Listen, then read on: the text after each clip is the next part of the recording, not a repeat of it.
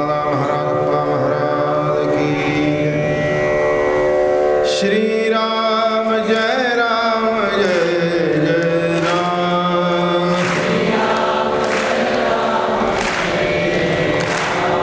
श्री राम जय राम जय जय राम।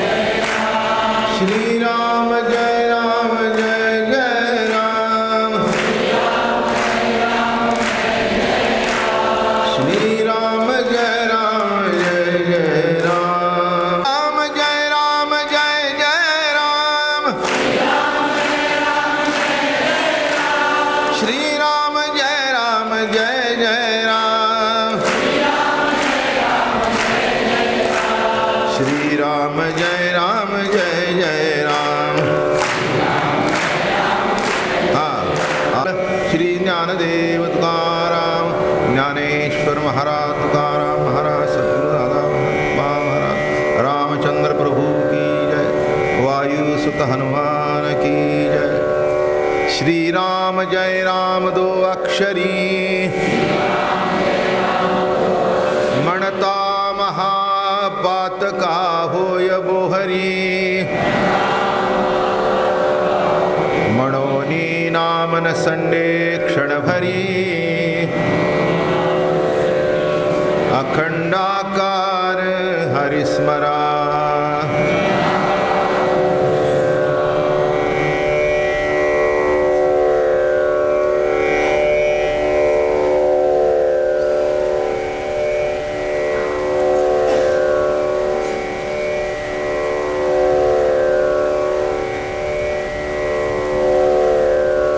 माऊली महावैष्णव संत श्रेष्ठ नाथ बाबा मर्यादा पुरुषोत्तम रामाचे गुणगान गात आहेत, सगुण चरित्र वर्णन करत आहेत। अव्यक्त रूपाने किती जरी सत्ता या जगामध्ये वावरत असली तरी सुद्धा सगुण दर्शनाने जो आनंद आहे तो अलौकिक आहे।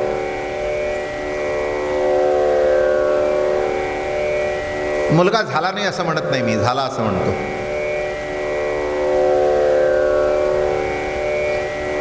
आता मुलगा आहे, अमेरिकेत शिकतोय, पहिला क्रमांकाने पास होतोय, महिना हजारो डॉलर स्कॉलरशिप आहे, फोन चालू आहे, तरी पण आई म्हणते प्रत्येक 2 महिन्यांनी मुलगा फोटो पाठवत होता, तरी फोन आल्यानंतर 6 महिन्यातच सुरू झालं, बाबा तुला डोळ्यांनी केव्हा बघीन असं झालं। अरे ये रे, रजा काढून ये रे। अगं तुलाही काही कळत नाही किती नुकसान होतं असं रजा मिळत नाही। आता मुलगा आहे, मुलगा झालाय, सुस्थितीत आहे, पगार कमवतो, उत्तम आहे, हे जरी ऐकून समाधान असलं तरी पण दृष्टी सुख नाही। आणि डोळ्यांनी बघितल्याशिवाय तृप्तता नाही. तसं किती जरी संतांनी तुम्ही आम्ही जाणलं, देव हृदयात आहे, तरी पण त्या हृदयातल्या परमात्म्याला असा सगुण साकार बघितल्याशिवाय जीवाला समाधान होत नाही. हेच या रामायणाचं वैशिष्ट्य आहे, नाही का? म्हणून ईश्वरी सत्ता निर्गुण आहे, तशी सगुण पण आहे. एक निर्गुण रूप आहे, एक सगुण रूप आहे. याच्याजवळ मी बोललेलो आहे, पुन्हा प्रसंग येईन ते बोलीन. आता फक्त चरित्र एवढ्यावरच आपलं लक्ष केंद्रित करायचं. रामरायाने विजय मिळवला. विजयी झाला रामचंद्र, हरिकेनाचे विश्वामित्र, घेऊन या शिष्याचा सन्मान नित्र तत्पर. एक रोडके एक बोडके एकते केवळ सुडके, अवघे नाचते हरिक. म्हणजे रामाने शिवचाप भंग केल्याबरोबर सगळे नाचू लागले. उघडे नागडे बोडे सगळे तिथे होते. आता काय जनकाचा दरबार म्हटल्यानंतर बस ऋषी काय आपापल्या पद्धतीने राहतात. कोणी दिगंबर आहेत, कोणी लंगोटी लावतात, कोणी कपडे घालतात, कोणी घालत नाहीत, कोणी जटा वाढवतात, कोणी वाढवत नाही. ज्याला त्याला जसा परमार्थ बरा वाटेल तसा तो करत होता. आणि राजा जनकाच्या दरबारमध्ये या सगळ्यांना आश्रय होता. कसे या, खा प्या, काय वाटलं तर परमार्थ करा, नाही तर मठीमध्ये जिलेबी खाऊन झोपून राहा. राजा जनकाचा दरबार सगळ्यांना खुला होता. काय कमी होतं तिथे? जगन्माता ज्या घरामध्ये होती तिथे कमी होतं. लक्ष्मी होती त्या घरामध्ये, तिथे कमी काय? म्हणून वर्णन करतायत. एक रोडके एक बोडके एकति केवळ सुडके, अवघे नाचते हरिके, सीता रघु टिळके परनिली, आनंदे नाचते अवघे, झेलती गोपीचंदन रवे. हा एकोवाळी ती आता बापरे अवघ वस्त आहे. आता मला हे मगाशी वाचलं मी, मला आठवलं परवा त्या इंडियाने मॅच जिंकली आणि गंगोळीने तो हे काढलं ना असं फिरवलं आनंदात. त्याच्यावर उलटसुलट टीका पुष्कळ झाली. तो काय आपला प्रश्न नाही. तेव्हा आनंद झाल्यावर काय घडतं? झेलती गोपी चिन्ह न रवे, धोत्रे झेलती धडिया. कोणी धोत्र उडवली वर. सीता राघवे परनिली, एक वाळीती अंगवस्त्रे, एक वाळीती जुनी धोत्रे, एक वाळीती दर्भपत्रे, सीता रामचंद्रे जिंतली. आता हसायचं नाही. असू दे, बिलकुल हसायचं नाही बरं का. एक वाळीती कोपीन, ऐका नाही. आता काय करावं याला? जे होतं तेही सोडलं. त्याचं काय झालं? कॉम्पिटिशन लागली. कुणाकडे धोतर तर कुणाकडे अंगावरचा पंचा, कुणाकडे काय. आता जी एकदमच लंगोटी लावून होती त्यांच्याकडे काहीच नव्हतं, त्यांनी ती सोडली. हे बघा काय असतं, माणसाला काहीच जवळ नसेल तर तो वाळणार तरी काय. आता हे काहीच नाही, नुसती दिगंबर मनुष्य एवढी लावलेली, ते भानच राहिलं नाही. हा वळतो मग हम भी कुछ कम नाही काय. म्हणून त्या गंगोळीला काही हसू नका. कोणतो काय गंगोलीच ना, हा बरोबर. हा त्याला काही हसू नका. हे आमचे ऋषीमुनी त्याच्यापेक्षा पुढे गेले. पण इथला आनंद क्रिकेटचा आहे आणि इथला आनंद हा ऐसे वाळिता कुशासन, त्या चौकोनी चटया टाकलेल्या बसायला. मग कुणी ती चटई घेतली न वाळून टाकली. माझ्या रामा तुझ्यावरून वाळून टाक. आता आपल्याकडे सुद्धा बायका नाही का, मुलं आल्यानंतर कोणी भात ओवाळतात, कोणी आमकं ओवाळतं. आता ह्या ऋषींच्या जवळ काय असणार? त्यांनी आपलं जे होतं ते ओवाळलं. एक ओवाळती कृष्णजिन रघुनंदन निज विजयी, मंत्री गर्जती ऋषीश्वर स्वर्गी सुरवरा जय जयकार. वर्षती सुमनांचा संहार रामचंद्र निज विजयी. सुखाच्या अतितातडी देव उठूनी लवड सवडी, उभोली हरिखांची बैगुडी, बांधवडी राम सोडवली. विश्वामित्राज्ञाधीन श्रीराम सीतेचे गमन, देखोनिया जनकोत्तम घाली लोटांगण ऋषिरामा. सीता जिंतिली आपण उल्हासे चालिला लक्ष्मण, अश्वगौरव धरुणी पूर्ण रथोरोहण तेने केले. विश्वामित्र गुरुत्वे पूर्ण स्वयंवर केले सीतावरण, आता करावे पाणी ग्रहण, विधियुक्त लग्न ऋषीवर्या. आणि यशस्वी झाला धनुष्यबाण लावण्यामध्ये, ते भंग होण्यामध्ये. झाल्याबरोबर गुरुचं दर्शन घेतलं, चरणावर मस्तक ठेवलं, म्हणले महाराज आज तुमच्या कृपेने हे घडलं. आता नाथ महाराज सांगतायत काय घडलं. स्वयंवर घडलं, आता पाणी ग्रहण, लग्न. जनकाची निजकांता सुमेधा ती पवित्रता, तेही पाहो पाहे रघुनाथा वामंगी सीता वैसवनी. मनातल्या मनात बघू लागली. सासू सुजन चांगलं नाव आहे. सुमेधा, जिची मेधा उत्तम आहे ती सुमेधा, जनकाच्या पत्नीचं नाव. आता जनक काय, राजा जनक विदेही, त्याची पत्नी सुमेधा. तुमची सुमेधा असेल तर ठेवा बदलताना, भांडखोर असेल तर विचार करा. जनकाची तेही पाहो पाहे रघुनाथा वामांगी सीता वैसोनी, धनुर्भंगे सीतावरण समूळ झाले निरोपण, आता राम सीता पाणी ग्रहण लग्न विधान अवधारा. सीता श्रीरामासी लग्न वचन ऐकोनी रावण, न देखची काळे वदन गेला नियो न्यादमुखी. तर कोणीतरी पंखा सोड घेतलं. काय घडलं. रावणाला वाईट वाटलं. इतकं वाईट वाटल्यावर काय झालं, ते म्हणले आता आपलं काळं तोंड दाखवायला नको. त्याला वाटलं होतं मी जिंकीन.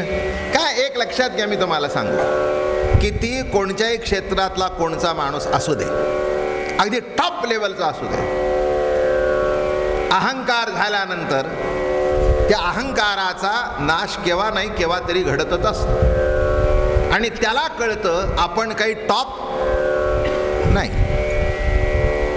हे जीवनातलं सत्य आहे. कोणाच्या बाबतीत घडतं, ज्याचा अहंकार आहे त्याचा. जो संतांच्या देवाच्या पायाशीच राहतो तो कधीही आपल्याकडे काही घेतच नाही. त्याच्याकडे यश आलं तर तो म्हणतो देवाच्या 6 गुणापैकी 1 गुण यश आहे, तेव्हा ते यश त्याचं आहे. त्याच्याकडे श्री आली तर तो म्हणतो ही श्री माझी नाही आहे, ती लक्ष्मी त्याची अर्धांगी आहे. आणि म्हणून कोणतीही गोष्ट आपण जेव्हा आपल्या अंगावर घेतो तेव्हा त्याचा त्रास होतो.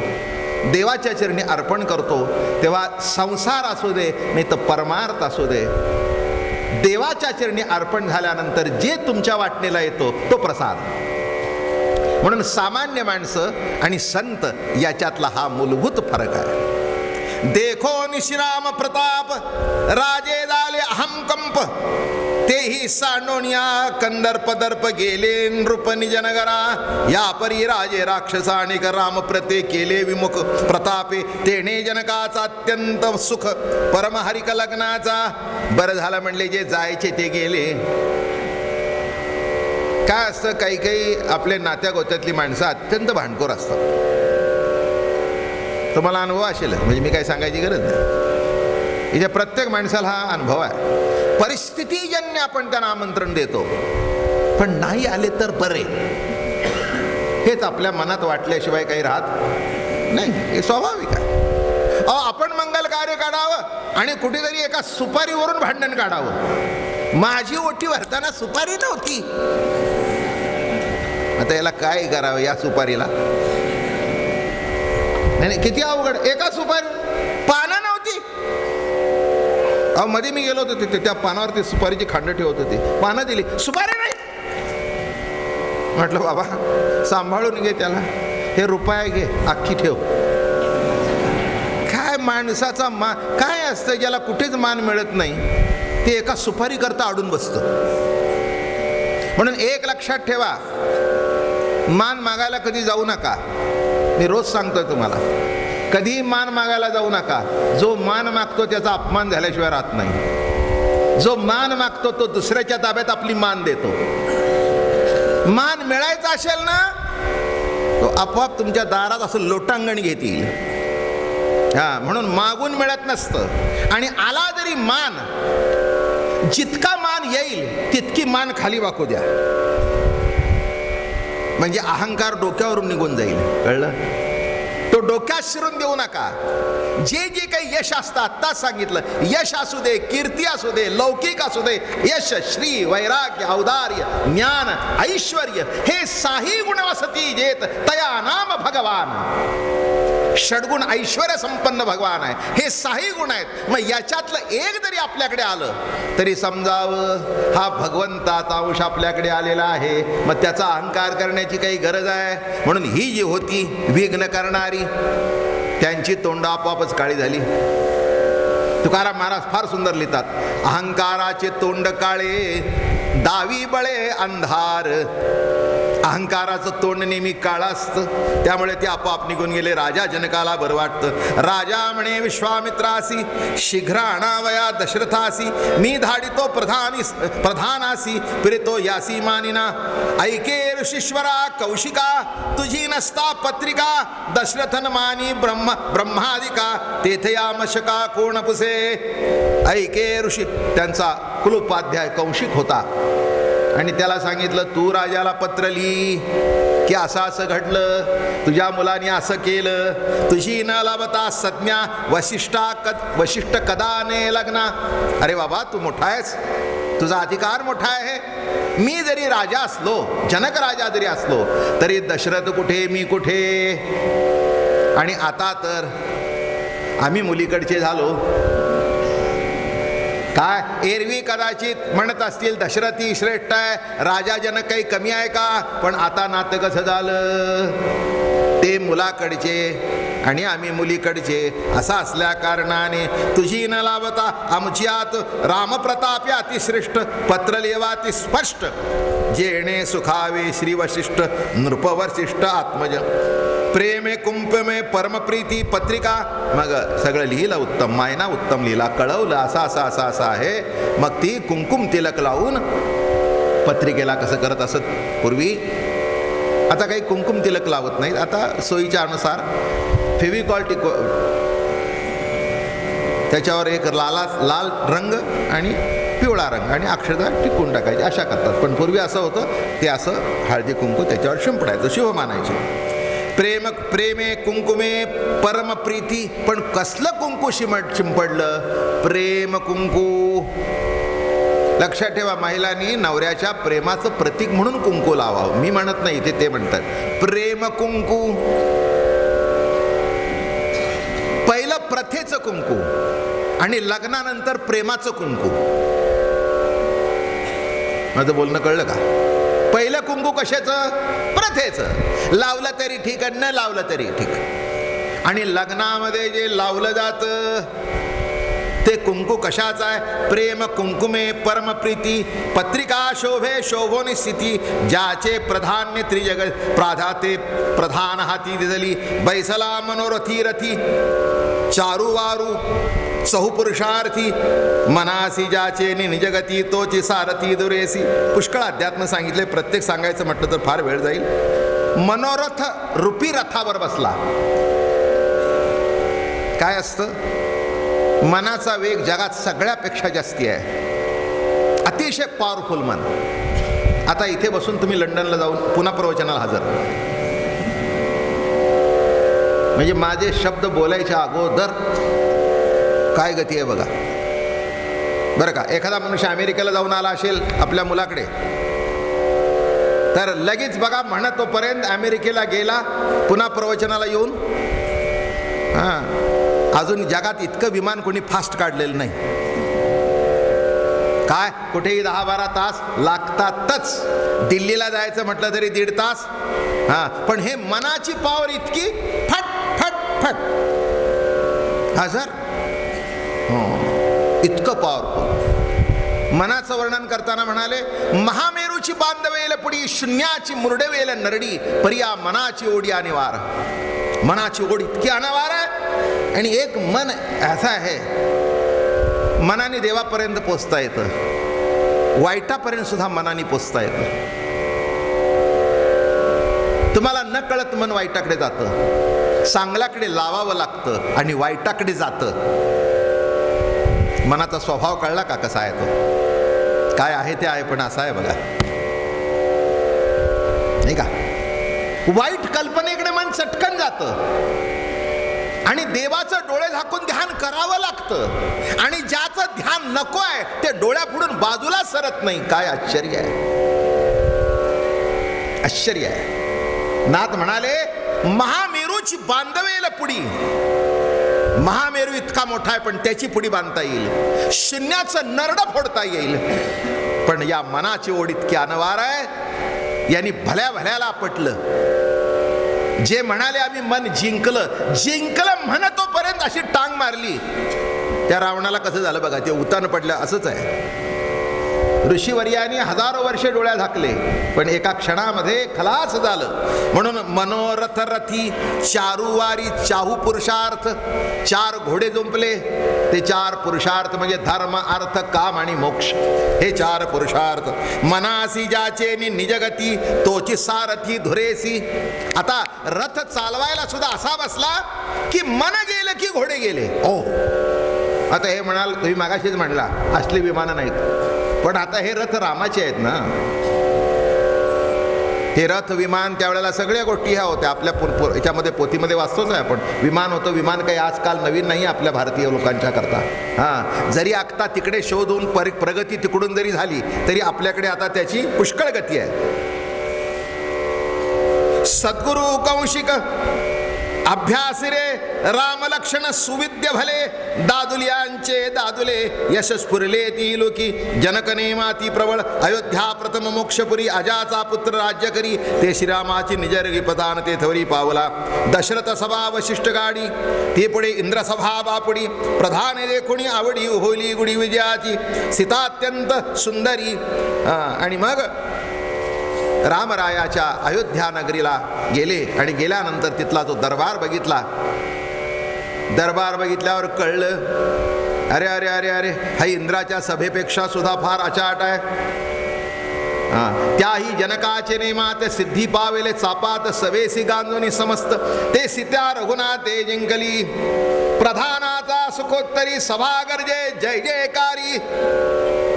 रामाचा प्रताप ऐकला, कसा धनुष्यबाण मोडला आणि सगळ्या सवेनी रामचंद्र प्रभू की जय जय जयकार केला जिकडे तिकडे. गुडिया भोवती घरोघरे परमानंदे बोलती नारी. सभे जनकाच्या स्वयंवरी सीता सुंदरी परिणिली. सांगोन श्रीरामाची ख्याती वर्णून श्रीरामाची कीर्ती. प्रधाने ते सभे प्रती घातले क्षिती लोटांगण. वर्णन केलं आणि राजा दशरथाला आणि वशिष्ठ कुलगुरूला दंडवत घातलं, चरणावर लोटांगण घेतलं. धन्य आमचे डोळे की ज्या डोळ्याने तो प्रताप पाहिला. कसा रावण पडला, कसा त्याचा चेहरा काळा ठिक्कर पडला. तो पडल्यानंतर जे धूळ उडली आणि भूमीला कंप सुटला, तो सबंध मिथिला नगरी कशी कापू लागली. आणि हे त्याच्या छातीवरचं कसं उचललं आणि मग सांगायला सुरुवात केली. रामचंद्र प्रभू उभे राहिले. सुंदर सावळा श्रीराम, सुंदर सावळा सुंदर ते ध्यान. राजस सुकुमार मदनाचा पुतळा. काय सांगू तुम्हाला, रामचंद्र प्रभू उभे राहिले. आम्ही देवाला प्रार्थना केली. हो, आम्ही म्हणत होतो कशाला जनक या भानगडीत पडला. इतकं बाळ सुंदर आहे, त्यालाच देऊन टाका मुलगी. नको, आम्ही मागे सरतो. इतका राम सुंदर, इतका राम देखणा, राम राजीव लोचन, इतका सुंदर. आम्हाला वाटलं याच्यानी कसं उचलतंय, पण काय सांगावं, हात लागल्याबरोबर धनुष्यच वर गेला. काय सामर्थ्य होतं, आश्चर्य काय आहे. म्या बोलविल्या वेद बोले, म्या चालविल्या सूर्य चाले, म्या हलविल्या प्राण व्हाले, जो जगाते चालिता. हे ज्याचं सामर्थ्य आहे. इथे धनुष्य ते काय बापुड आहे. धनुष्य म्हणजे जग नव्हे, जगातली एक वस्तू. माझं बोलणं कळलं हो. काय, जो सगळं घर चालवतो त्याला मुलाला ट्रिपला पैसे द्यायला नसतात का. काय हो, काही काय आले, अहो काय होतं, मुलाला पैसे दिले नाहीत. नाही म्हणले, म्हणजे सगळ्या नाहीत म्हणून दिले नाहीत. घरात 2 गाड्या उभ्या बरं का, नाही म्हणून दिले नाही. नाही नाही म्हणले काय मस्करी करता का? म्हणले तुम्ही एवढं आम्हाला विचारताय, आम्हाला काही कळत नाही का? दिलं नाही त्यामागे काहीतरी कारण आहे. पैसे नाही म्हणून दिले नाहीत असं समजू नका. काय तसं विचार करा. जो जग उचलतो मागच्या अवतारामध्ये करंगळीवर उचलला, तो इथलं धनुष्य ते काय? धनुष्य मिजाज काय करील? काय जगातली कोणतीही वस्तू जरी असली तरी ती दुसऱ्या पुढे मिजाज मारते, त्या मालका पुढे नाही. अल्सेशियन कुत्र जरी असलं ते मालकाचे पाय चाटतं, बाकीच्याला फाडून खातं. माझं बोलणं कळलं? तसं विश्वाचा चालक जर ती राम आहे तर तिथे धनुष्य काय? ते म्हणले महाराज तुम्ही नुसतं हात लावल्यासारखं करा, आम्ही हुनच उचलतो. अजून एक घरातली गोष्ट सांगू का? एखादं सुंदर पोर असलं की नाही की एखादी बाई त्याला ओढून घेते, ये की माझ्याकडे, माझे हात टोचतात, ते जातच नाही आणि आईकडे असं उडी मारून जातं. काय गंमत आहे? म्हणजे इतराला ते वजनदार होतं, ती म्हणजे काय हो पोर चिवट आहे, उचलवत नाही, कसं उचलेल? आणि त्या आईकडे असं झेप टाकून जातं. आता मला सांगा, त्या धनुष्याला कळत होता आमचा बाप समोर उभा आहे. त्या धनुष्याला कळलं होतं की आमचा बाप आहे, आता त्याला त्रास द्यायचा नाही, आपोआप उचललं. ओम नमो स्वामी श्री वशिष्ठा निज ज्ञाने ज्ञानज्येष्ठा परमानंदे अति प्रतिष्ठा विनंती वरिष्ठा उधारी. तुझी आल्हाद व्हाव्या भेटी जनका उत्कंठित पायी पोटी बोहरी पाहावी कृपा दृष्टी लग्न संतुष्टी तुझेनी. दशरथाची स्तुती झाली, मग जनका वशिष्ठाची स्तुती सुरू झाली. बाप्पा वशिष्ठा कुलगुरू, अरे बाबा काय तुझं भाग्य आहे, जरी आम्ही असलो तरी तुझ्या इतकं भाग्य कुणाचंच नाही, कारण तू देवाचा गुरु झालास. नाही का? खरंच खरंच कौतुक आहे नाही का? एखादा मोठा शिष्य बघितल्यानंतर असं वाटतं हा जर एवढा मोठा तर त्याचा गुरु किती मोठा असला पाहिजे, त्या गुरुचं श्रेष्ठत्व काय असलं पाहिजे हे जाणवतं. आणि त्यातल्या त्यात राम परब्रह्म हे कळल्यानंतर, परब्रह्माचं गुरुपद प्राप्त झाल्यानंतर सगळ्यांनी लोटांगण घेतलं आणि त्याची स्तुती झाली. सीता श्रीराम धनुर्वेदी स्वयंवरी जिंतली त्रिशी तुवा आलिया कृपानिधी लग्न सिद्धी होईल. प्रकृती पुरुष पाणी ग्रहण तुझे होतसे संपूर्ण.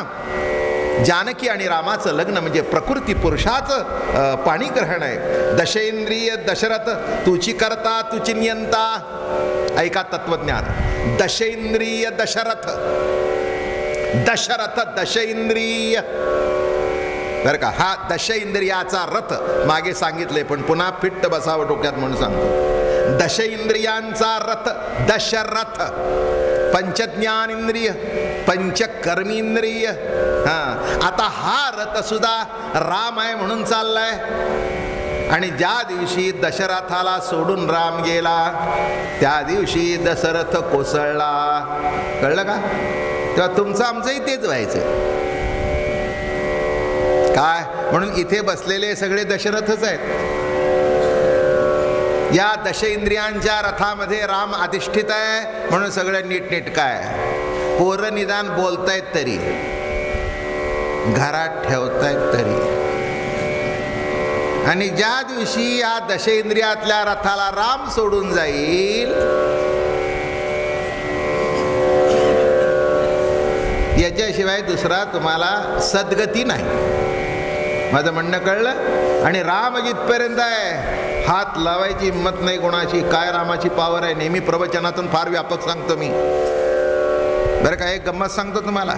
एखाद्या माणसाला कोमा होतो आणि कोमामध्ये गेलेला माणूस वर्ष तसाच असतो. त्याला लघवीला कळत नाही, त्याला झोप कळत नाही, त्याला खाणं कळत नाही. आणि माणसांना इतका त्रास होतो. घरातली माणसं म्हणतात मेलेलं बरं, पण कुठे मरतंय? मेलेलं बरं कुठे मरतंय? मला म्हणले महाराज फार त्रास झालाय. म्हटलं द्या पेटवून. त्रास झाला तर द्या पेटवून. कचरा जाळतो ना, जाळून टाका. म्हणले महाराज कसा कचरा म्हणावा, अजून दुगदुगी. हे तर वर्म आहे.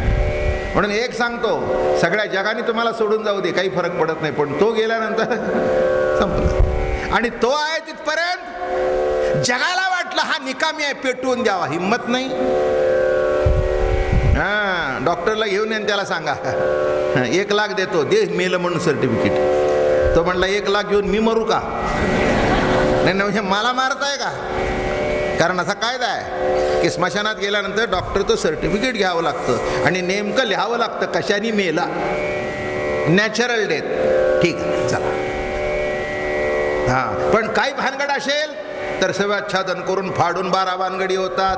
म्हणून लक्षात ठेवा, तो जिथपर्यंत तुमच्यात आहे तिथपर्यंत तुम्हाला कोणी हात लावणार नाही. हां, दश इंद्रियांचा रथ दशरथ हे सांगण्याकरता एवढा प्रपंच केला. तुझी आज्ञा अति समर्थ मंडळी काठी वंद्यादित्य तुझे नीरघंश सनात लग्न समाप्त. स्वस्ती श्री अजात्मजा. अजात्मजा म्हणजे दशरथ. सूर्यवंशी वंशध्वजा प्रताप प्रौढी दशरथ राजा. श्रीराम तुझ्या निजविजी श्रीरामाची निजजनी अणावया सुखासनी. भरत शत्रुघ्न पै दोनी गजारोणी आणावे. राये नगरी क्रमोनी निशी सांगे समंत प्रधानासी. आमंत्रण मिळालं या परी प्रतापे रघुनाथ विश्वामित्र सुविद्या. ऋषीची आज्ञा यावे लग्नार्थ आम्ही सर्वथा तेथे जाणे. पत्र ऐकल्यावर ऑर्डर सुटली. सुमंत प्रधानाला सांगितलं चला तयारी करा. भांडारे उघडी उठावटी काढी द्रव्य कोट्यान कोटी. भरावे गजवाजाची पुष्टी उरले शकटी द्रव्य भरी. मुकुट कुंडले अलंकार रत्न मुक्ता फळे संभार. एखाद्या पुढाऱ्याचं लग्न असलं तर सध्या काय सध्या राजेच आहेत ते. किती गाड्यान काय प्रताप विचारू नका. नसल्या तरी गाड्या घेऊन जातात, कळलं का? जाऊ द्या. काय काही काळाची सत्ता हातात आली तर असं होतं, माणसं त्या लग्नाने दिपून जातात आणि सांगायला येतात काय 2000चं ताट, काय पाय ठेवायला गालिशा, अहो काय तुम्हाला सांगू, काय थाट, काय कारंजी, काय काय काय काय. आता यांचं जर असं तर रामाच्या लग्नाचा काय थाट. इथे लक्ष्मी अशी आली नव्हती, मागच्या दाराने पुढच्या दाराने वाजत गाजत आलेली होती. बोलणं कळलं? लक्ष्मी पुढच्या दाराने वाजत गाजत आली होती, वाममार्गाने आली नव्हती. त्यामुळे रामाचं लग्न म्हटल्याबरोबर ती अर्धांगीच आहे. तिथे 1 रुपया असेल तर ती भांडार शतपटी झाली. राजपत्न्याती सुकुमार सुखासनी साळंकार. छत्रे पालवे छत्रे गजर अतिशीघ्र चालोदे. रायासी अल्लाद निवार. भरत शत्रुघ्न निजकुमार. साळंकृत मनोहर रथी सत्वर वैसले. अणोनी उत्तमा रथासी. राये बैसविले ऋषी महाऋषींशी. सगळे ऋषी होते. काय त्यावेळेला रथ होत्या, आता गाड्या आहेत. रोल्स रॉईस, मर्सिडीज, असा ताफाच्या ताफा जातो. त्यावेळेला रथ सुंदर होते. ज्याच्या वचना वाचनी पडीपाडी. अहम कोहम सोहम गती. नामकीर्ती विरक्ती भक्ती. ही ती पेणाती वस्ती. चौथे पेणे रघुपती निजात्मप्रती भेटले. अहम कोहम सोहम गते. याची तिही पेणे तिन्ही वस्ती. तिन्ही क्रमोनी चौथी राम निश्चित भेटला. सगळ्यांना भेटले. ज्यांच्यात अहम होता त्यांना भेटले, ज्याच्यात कोहम होता त्यांना भेटले, ज्याच्यात सोहम होता त्यांना भेटले. या सगळ्यांना रामाने भेटले. चला दृश्यद्रष्टा दर्शन स्थिती.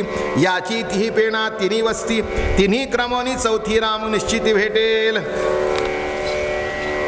सूर्याचा मुख्य मनुपुत्र. मनुचा इक्ष्वाकु पवित्र. तेने अयोध्या मुक्त क्षेत्र केले नजर निगर्भासा. आता इथे असा प्रश्न केला की या सूर्यवंशाचा वृत्तांत सांगावा आम्हाला. कसे आले, हा कुणाचा मुलगा, कसा वंश. एची वंशी पृथु चक्रवर्ती.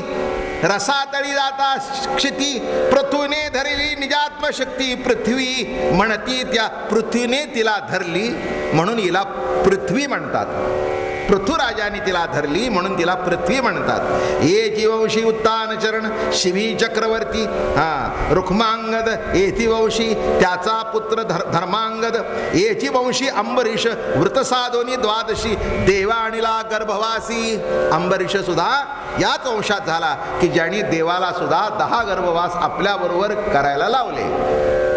आपल्याला माहिती आहे की जगद्गुरु तुकाराम महाराजांचे अवतार म्हणजे अंबरीश राजाच्या परंपरा. अंबरीश प्रल्हाद उद्धव अंगद नामया तुकया. महाराष्ट्र टाइम्सला लेख चालू आहेत बघा, दळू मंगळवारी तुकाराम महाराजांच्यावर. त्याच्यात हे आलंय परवाच्या 2 दिवसापूर्वी. अंबरीश, प्रल्हाद, उद्धव, अंगद, म्हणजे इथे अवतार सुरू झाले. मत्स्य, कुर्म, वराह हे अशी अवतार परंपरा सुरू झाली. राम, कृष्ण, परशुराम हे सगळे सुरू झाले. आणि इथे अवतार परंपरा सुरू झाली. अंबरीश, प्रल्हाद, तेची वंशी अंबुरुष व्रत साधोनी द्वादश, देव्याणीला गर्वासी दुर्वासासी वाचविले. भगीरथी निजात्मशक्ती आणोनी भागीरथी, पूर्वज तारिले किती सांगू तेच्या जगती. भगीरथ राजा याच कुळातला, रववंश अति निष्पाप, कामधेनू प्रसन्न पूर्ण, रघुपुत्र पावला सुलक्षण, त्याचे नामे रघुनंदन, वंशीचा जाण म्हणती. रघुराजाच्या कुळामध्ये आले म्हणून त्यांना रघुनंदन म्हणतात. त्या आजा, त्याचा मुलगा आजा आणि आजाचा मुलगा दशरथ, थोडक्यात सांगितलं. ही अशी परंपरा झाली. त्याचे पुत्र 4 जण. त्या दशरथ राजाला 4 मुलगे झाले, राम, लक्ष्मण आणि भरत, शत्रुघ्न.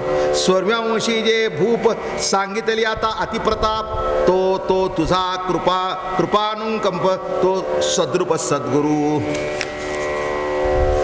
माझे कुळीचे भूपा वशिष्ठ सूर्यवंशावळी, वर्णिल्या ती प्रांजळी, जनक उठवणी ते वळी, कृतांजळी विणवीत. मग आता ही कुळी झाली. हे सगळे आले, या कुळाचं वर्णन झालं. आता जनकाच्या कुळाचं वर्णन झालं.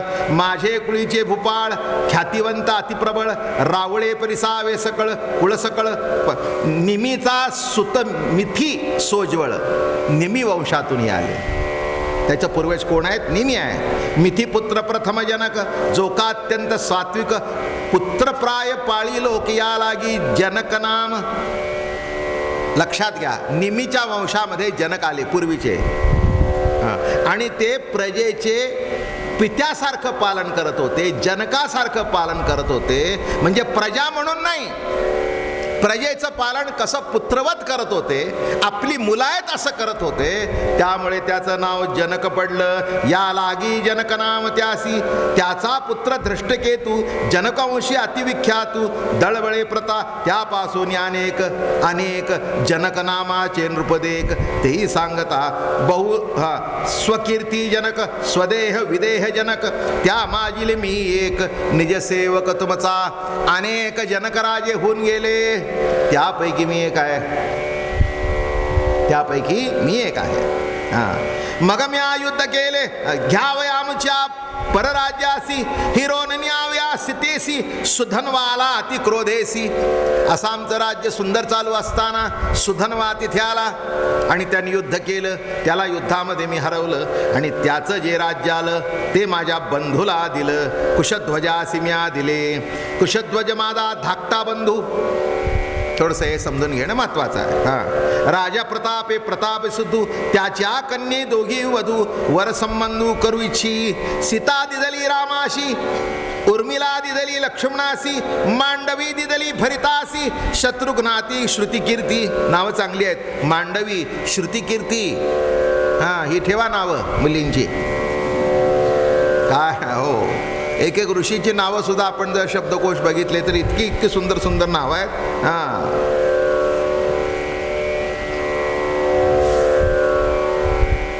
श्रीराम लग्नाचा उत्सव, दोही मांडवी उत्सव, मिनला महर्षी समुदाय, नवल नवलाव मंडपा. 2 ठिकाणी मंडप झाले. एक जानकीचा वरपक्षाचा मंडप आणि एक वर पक्षाचा आणि वधू पक्षाचे 2 मंडप झाले. वरिया शकार स्मृती पुराणे, चारी पुरुषार्थ, वशिष्ठ पुरोहित सबद मंडप, कापडीला उपनिषदे, शोभा शोभे त्रिशबुद्धी चिदानंद मंडप, मंडप शोभा शोभे कैसी. कन्या मंडपी स्तंभ भावाचे, कन्येच्या मंडपामध्ये भावाचे स्तंभ होते, खांब. वरमंडपी वित्तान ब्रह्म, कन्याग्रही दाटुके कर्म, कर्म निष्कर्म वरग्रही. कन्येच्या मंडपामध्ये खूप गडबड होती. दाटुगे कर्म, कर्म निष्कर्म वरग्रही. मुलाच्या तिथली माणसं निवांत बसली होती लोडाला टेकून, कारण त्यांना काही नाश्ता करायचा नाही, आणून द्यायचा आणि मग खायचा आहे. तुम्ही नेहमी बघा की मुलीच्या बाजूला जी गडबड असते ते पुरुषाच्या बाजूला गडबडच नसते. मुलाकडचे ते निवांत उठतात. अहो पाणी गार होऊन झालंय, मग द्या की तापून. सकाळी 10 वाजतापासून नाश्ता सुरू होतो. घ्या की घेऊ की. आणि 10 वाजता गार झालेला आला, गार आणला दुसरा करून ना. कारण एकच दिवसाचं मी जास्त, पुढे घरी गेल्यावर खेटर तयारच असतात.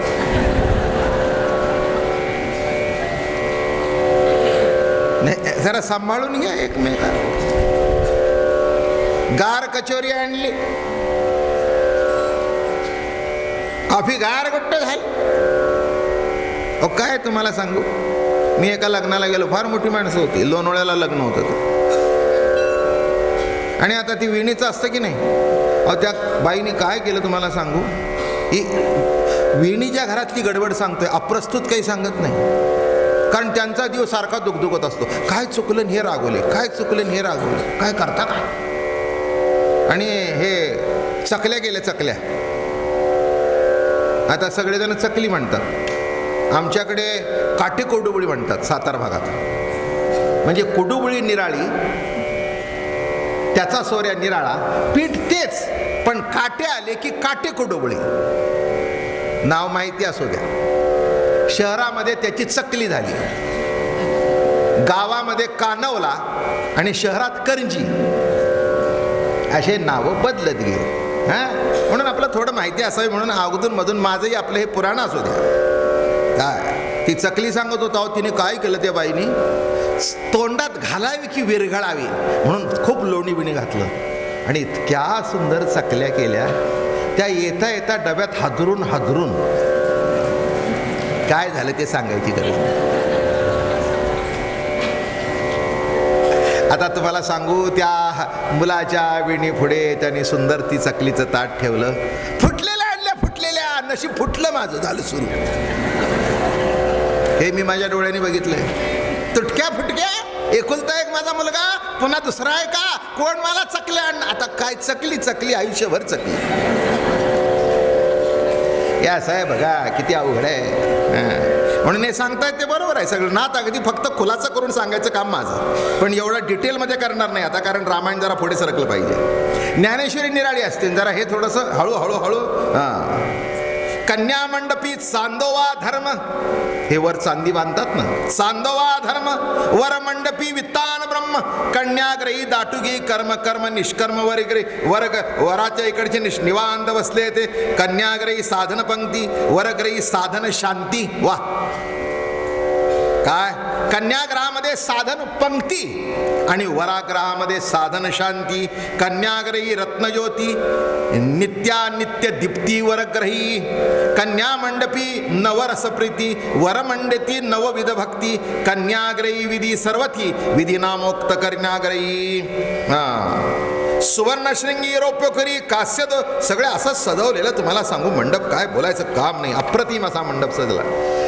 देवक प्रतिष्ठा अति गजर, हर्षेदान देन पोर. मग देवक बसलं. हे सगळे लग्नातले विधी येणार आहेत. जेवणाला काय काय प्रकार होते ते येणार आहेत. त्याच्यातला तुम्हाला एकही करता येणार नाही. मी अगोदर आपलं सांगून ठेवतो तुम्हाला, कारण त्यातलं वाचता वाचता मलाच कळेना नेमकं काय आहे ते. मला कळल्यावर मी तुम्हाला सांगणार ना. रामायणातलं रेसिपी बुक तयार करा, पण ते सगळं अवघडच दिसतं एकंदर जे काही लिहिलंय ते. मला असं वाटलं, मी मगाशी नाथांना म्हटलं, नाथ महाराज तुम्हाला एवढं कसं कळलं. ते म्हणले तुला कळलं नाही का मी त्यावेळेला होतो. म्हटलं महाराज कान धरले, आमच्या लक्षातच नाही. आम्ही समजतोय तुम्ही कलियुगातले. अरे म्हणले नाही, मी त्या अवतारात होतो, डोळ्यांनी बघितलं म्हणून आता सांगतोय. आम्ही आमची चूक शब्द मागे घेतले. म्हटलं बरोबर आहे महाराज तुमचं. श्रीरामाचे निजतेशी शोभा आली मंडपासी, रमे होनिया वरिष्ठी दासी निज रामापासी खेळती. हाती धरुणी वरिष्ठ राये केले योग प्रतिष्ठा, होमती दला हव्याटा.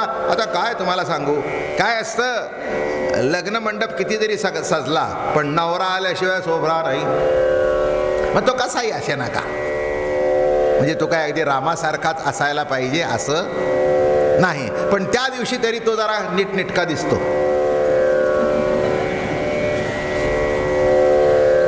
त्या दिवशी ते उगीच आपलं ते सूट बीट घातलेलं. मी नेहमी सांगतो, it doesn't suit him at all. आणि जे सूट होत नाही त्याचं नाव सूट. कळलं? मराठी इंग्रजी आपलं कॉम्बिनेशन करून सांगितलं. कधीच घालायचं नाही. त्या दिवशी उगीच ते सासऱ्याकडून फुकट मिळतं. नाही, फुकट मिळतं म्हणून त्या सासऱ्याला 3-4 हजाराच्या खड्ड्यात घालायचं. अहो सध्या कोटाची शिलाई सुद्धा 1,500 2-2 हजार रुपये घेतात.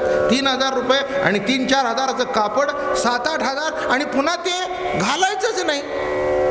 कारण लग्न झालं, यानाही मानवलं तिनाही मानवलं.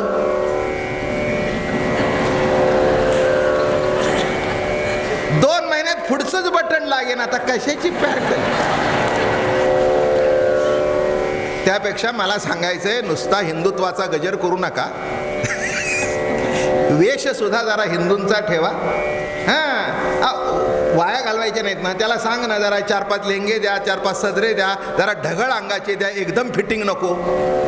पुरुषांना फिटिंग होण्याकरता काही पुरुष बायका आहेत काय? जरा आगळ ढगळ. आता आमचं माप सांगतो मी. आता आम्हाला हात अशी वर करायला लागतात. तो शिंप्याने माप घेतले की नाही, मी असं वर करून बघतो. हां, हे हाल वर झालं ना म्हणजे बरोबर.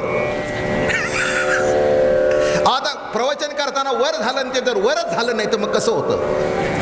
म्हणजे आमचं माप मी तुम्हाला सांगितलं. असं ढगळ. पुरुषाचं माप कसं तुम्हाला माहीत नाही. पूर्वीच्या काळामध्ये घरामध्ये बंडी घालायचे आणि 4-5 भावामध्ये एकच अंगारखा,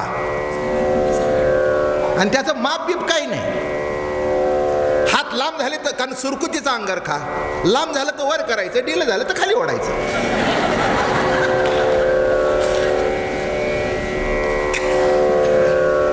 तुम्हाला हे नवीन जग माहिती आहे, पूर्वीचं जग माहिती नाही म्हणून तुम्हाला या गोष्टी माहिती नाहीत. पण पूर्वी असंच होतं सगळं. पगडी काय एकाने, आणि करताच बाहेर जायचं, बाकी सगळे घरात राहायचे. असो, पुष्कळ वाळेल रामायण. पूजिले वशिष्ठ वामदेव कश्यपादी ऋषी समुदाय, पूजिला मातुळ महाभाऊ, पूजिला राहो दशरथ, अत्यंत श्रद्धा जानकी जनकू, तेणे पूजिला श्रीराम जनकू. सोयरा सगळे सोयरे धारे, एकमेकाचं पूजा झाली. या या या या या, हार नारळ अमक तमक. जनकाची ऋषिशृंग्याची निजकांता, सुविद्या विद्या श्रद्धा पत्नी, तैषा वरमाया, तिघी जणी सुमेधा लागली चरणी, रत्नभूषणी बुजलिया. जनकाची पतिव्रता सुमेधा, सीतेची निजमाता, भावे वंदिले रघुनाथा, चरणी माथा ठेवणी. हो, सासू जरी असली तरी जावयाचं दर्शन घ्यावं लागतं. तो देव आहे त्या दिवशी. तिथल्यानंतर जा वाया झाला तरी हरकत नाही. मराठी शब्द कळला का? जावई म्हणजे किती दिलं तरी त्याचं समाधान नाही, म्हणून त्याचं नाव जा. मी म्हटलं नाही पुढचं. किती द्या तुम्ही, त्याला समाधानच नाही. काय गंमत, काय काय गंमत आहे, आश्चर्य आहे. हो, इथे काही नव्हतं, रामच होता, संतुष्ट होता, काही नाही, अत्यंत समाधान. लाद सांडो निरोखडी, सुमिदा विनवी अत्यावडी, माझी रुखवत परवडी, स्वामीनी गोडीचा खावी. रुखवत घेऊन आला. काय आता रामाचं रुखवत असेल? तुमचे ते काय ते साखरेचे तांबे, साखरेचे पेले, कुठे तो खण, कुठे काय ते असं असं चॉकलेटचा बंगला. हे रुखवतामध्ये सगळे जे चॉकलेटचे बंगले अमके तमके मांडतात चांगलं. मग कुणी कपाट देतं, कुणी काय देतं. एका लग्नाला की मी गेलो होतो नगर भागात, शुगर किंग, फार मोठा रुखवत होता.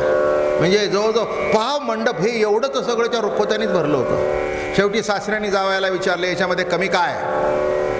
ते म्हणले गाडी. सासऱ्याची गाडी नवीनच होते, त्यांनी तिथे ती प्लॅटफॉर्मला लावून टाकली गाडी.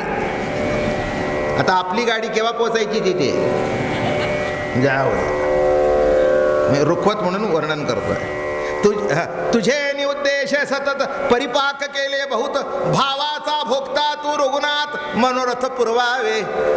सुमेधा सासूनी विनंती केली, रामराया आम्ही तुला ओळखतो, केवळ तू आमचा जावई नाहीस तर तो कोण आहे? आमच्या मालका इतकं जरी कळलं नाही तरी थोडं तरी कळलं, इतरासारखा तू नाहीस, या सर्वापेक्षा काहीतरी निराळा आहेस एवढं तरी आम्हाला कळलं. आणि म्हणून सांगतो, हे जे केलंय ते सासू म्हणून नाही तर केलंय ते भक्तिभावाने केलंय, म्हणून त्याचा तू स्वीकार कर. चैतन्य ते जे अतिचोखटे, समभावे सुवर्ण ताटे, पूर्ण रसे भरली वाटे, अपूर्ण कोठे असे ना. आता काय तिथे काय मी तुम्हाला स्टीलचं ताट सांगू का पितळेचं सांगू? लिहिलंय सुवर्ण ताटे, एकी शाखा ते खणिवा, एकी केवळ खुंडीवा, एकी सदेती तोंडीवा, एकी सोलीवा सुवासा. काही कळतंय तुम्हाला? आपल्याला तर काही कळत नाही. एकी शाखा त्या खणीवा, एकी केवळ खुडीवा. मला वाटतं खणीवा म्हणजे नुसत्या खायची काही फळं असतील. एकी केवळ खुडीवा म्हणजे काय असतं? खाणीवा म्हणजे असे नुसते तोंडात टाकायचे बदाम असतील. खुडीवा म्हणजे पिस्ते असतील. आता मला सुचलेले अर्थ सांगतो. खुडीवा म्हणजे आता पिस्ते असे खाता येतात का? नाही, ते खुडून खायचे असतात. एके केवळ खुडीवा, एके सदेटी तोडीवा. केळी भरली होती, सदेटी तोडीवा. एकी सोलीवा सुवासा, एक असं सोलून ठेवलेली सुंदर सुंदर फळं, अतिशय सुंदर फळं, अतिशय मुसुंब्या काय अमकं काय असं सोलून ठेवलेली सुंदर दिवस. एकी कडुवटे खुणवाळी, काही कडवट होती कारल्यासारखी अमकं. एकी तिखटे तोंडावळी, काही तिखट. हो हो हो हो मग अशी शिंगोळी करून ठेवली होती. काय ते बारकं काहीतरी ते मिळतं ना, खारट तुरट आंबट एवढं. हां. एके सलंब सरळी, एक अशा लांब कांड्या होत्या. एक शेव होती. एके वाटोळी गडबडीती चकल्या. एके हिरवी करकरीती काकड्या. एकी जारेसी कचकचिती, खाताना कचकच लागतं बघा ते असं. ते असे मला वाटतं हे काही तोंडली बिंडली कच्ची खातात ना, कचकची. एके बहुबीजे बुचबुची ते, एके हसासी ते कोरडी. आता अवघड आहे बरं काही सगळं.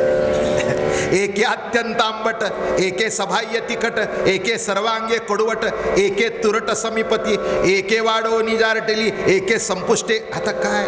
एके मुरडी मुरकटली, एके तुटली अनुवावे, संपुष्टे सारटली, एके मुरडी म्हणजे हे करंजा मुरडली म्हणजे मुरडीच्या करंजा. मुरडीच्या कंड्या तुम्हाला माहिती आहेत? करता घरी? सांगतो. करंज्या दोन तऱ्हेच्या होतात. त्या कशा असतात? असं सारण करायचं, ते असं गोल करायचं, त्याच्यामध्ये भरायचं, असं दूध लावायचं, असं चक चक चक चेपायचं आणि ते भिंगरी फिरवायची.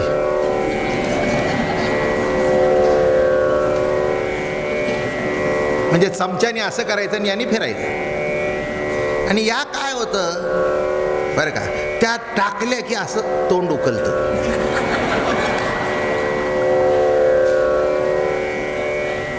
ते टाकले की ते उकललंच पाहिजे बघा, अगदी गॅरंटेड मी तुम्हाला सांगतो. ते असं केलं टाकलं की उकललंच. अगं बाई असं कसं झालं, आता कसं झालं म्हणून काय? आता रामायणातली करंजी सांगायची. त्याचं काय असतं मग पुढे पुढे पुढे जे कापून कापून ठेवतात ना, त्याचा एवढा गोळा तयार होतो. सारण संपलेलं असतं, गोळा शिल्लक.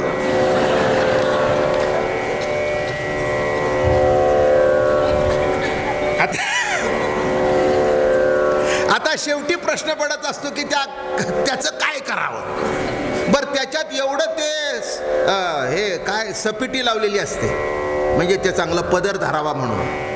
हो, ते काही होतच नाही. म्हणून मुरडीचं कानवले ते कसं असतं, असं भरायचं. आणि त्या बायका बघा हुशार असतात, तिथले तिथे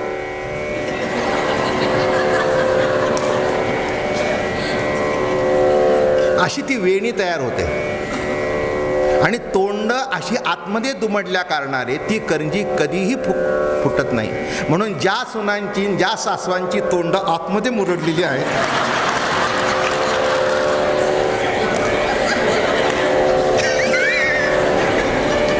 त्यांच्या संसाराची करंजी कधीही फुटत नाही. एवढं तरी लक्षात ठेवा.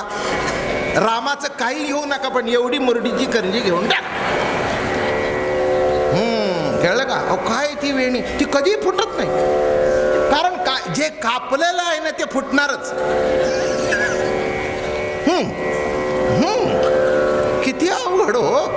म्हणून ही मुरडीची करंजी मी तुम्हाला एक सांगतो, ज्या बाईला जीवनामध्ये आणि ज्या पुरुषाला कोणी का असू द्या, आता पुरुष बाई सोडून द्या, संसारामध्ये ज्याला मुरड घालता येते आपल्या स्वभावाला, आपल्या वृत्तीला, आपल्या कर्माला, तोच यशस्वी होतो. मुरड घालणं म्हणजेच राम. एवढं लक्षात घ्या म्हणजे झालं, पुष्कळ झालं तुम्हाला आजचं प्रवचन. आज घरी जाताना काय घेऊन जा? मुरडीचा. आणि बायकोला करायला येत नसेल तर तिला म्हणावं शिक. काय? कारण ती वेणी घालणं मोठं अवघड असतं, इतकं सोपं नाही. टकाटक टकाटक. आणि ज्यांचं प्रॅक्टिस आहे ना, फाट फाट फाट तिथल्या तिथे मुरड घालतात. आणि एक मी तुम्हाला सांगतो, स्वभावाला मुरड घालणं ही इतकं सोपं नाही आहे. पण मर्यादा पुरुषोत्तम राम जर ऐकायचं असेल तर ही मुरड घालायला शिकल्याशिवाय रामचरित्र तुमच्या पदरात पडणार नाही. एवढंही लक्षात ठेवा. हे वर माहिती. एका फळोफळी फळबारे केले समरस सांबारे. ओ हो हो. म्हणजे आत्ताच इडली सांबार नाही, त्यावेळेलाही सांबार होतो. हे बघा इथे